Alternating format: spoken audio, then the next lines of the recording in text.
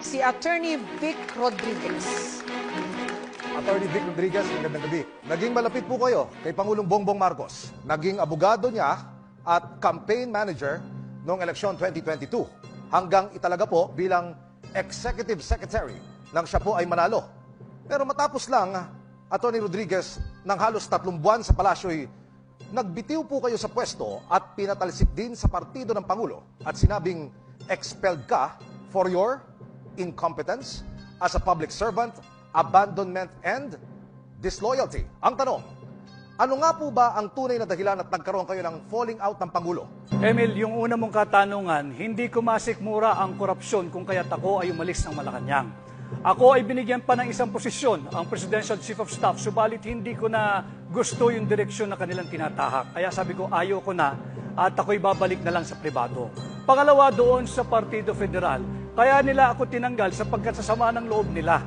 Gusto nila, hinihingi nila sa akin, nung ako'y Executive Secretary, na gawin ko silang chairman ng COMELEC, gawin ko silang chairman ng PAGCOR, gawin ko silang chairman ng PCSO, at gawin ko silang chairman ng Civil Service Commission.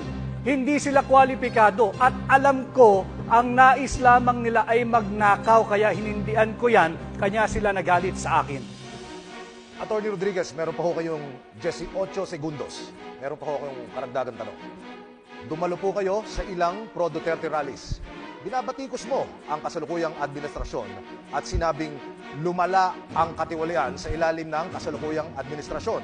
Paano niyo po mapatutunayan ang mga mabibigat na paratang na ito, Attorney Sir? Pag-usapan natin, Emil, yung blanco na 100 bilyong pisong Bicameral Conference Committee report na siyang naging pundasyon ng GAA. Ito ay blanco. This is criminal. This is violation of Article 170 of the Revised Penal Code. Falsification of legislative document. Attorney Rodriguez, ano ho naman ang maisasagot nyo dun sa mga nagsasabi na baka kayo tumatakbo ay dahil gusto nyo lang pong resbakan o pag-revenge yung inyong pagkakatanggal sa inner circle ni Pangulong Marcos? Jessica, kaya ko tinanggap ang hamon na pamunuan ng tunay at maisog na oposisyon para labanan ang korupsyon. I have just mentioned kay Emil yung kalokohan dito sa 2025 budget. Ito'y punong-puno ng blanco, nakita ko ito, prinisinta namin ito, at ito ang aking lalabanan sa Senado, ang korupsyon. Pero as of today, may 3 na ho yatang nagsabi na wala naman daw pong blanco. Walang blanco, Jessica, ang GAA. Ang pinapakita namin blanco ay yung Bicameral Conference Committee, yung enrolled bill na naging GAB, yung General Appropriations Bill. Maraming salamat po, Attorney Rodriguez. At